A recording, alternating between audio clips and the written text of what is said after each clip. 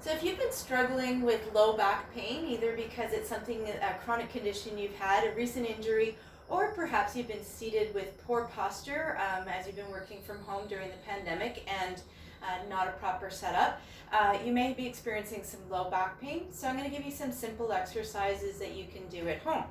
So the first is from hands and knees.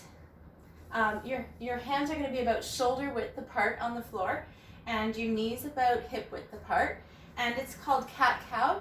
So you're going to arch your back like an angry cat, drawing your spine up towards the ceiling and your belly up towards your spine, and then you're going to breathe out or breathe in, and you can do cow, which is an arching of the back in the opposite direction, looking up, dropping your shoulders and your belly towards the floor. And then cat, again, you're looking out towards the belly, pulling the spine and the belly button up towards the ceiling. You should feel a stretch across the back of your shoulders and through your back. And then the opposite, cow, breathing in with this one, and you can drop everything in the opposite direction. So cat-cow is a really great one to do to be able to mobilize the spine. A good one for low back with strengthening the glutes helps with protecting the low back. So you're going to lay on your back with your knees flat on the floor and your hands down by your side.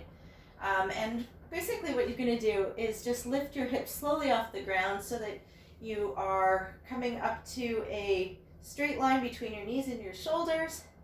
Squeeze your glutes or your buttocks and then slowly lower down. You can do 8 to 15 of these in a set and do a few sets on a regular basis. So daily would be ideal to be able to strengthen this. You can do more than that for sure, but this is a good starting exercise to be able to strengthen some of the muscles and improve some range of motion as well. Another exercise is a nice stretch, which is really simple. You're going to pull your knee to your chest. So you can keep your other foot flat on the floor if you like this, or if you want to stretch out a little bit different. I don't have a lot of room here, but you can put your other leg straight and create that stretch there. A little easier on your back, however, you don't want to be arching your back, is to have your foot flat on the floor. You can do the opposite side. If you have knee problems or you can't pull from the knee, you can go to the back of the thigh and pull from there. And you can do both legs if you want at the same time to get a good stretch through the low back.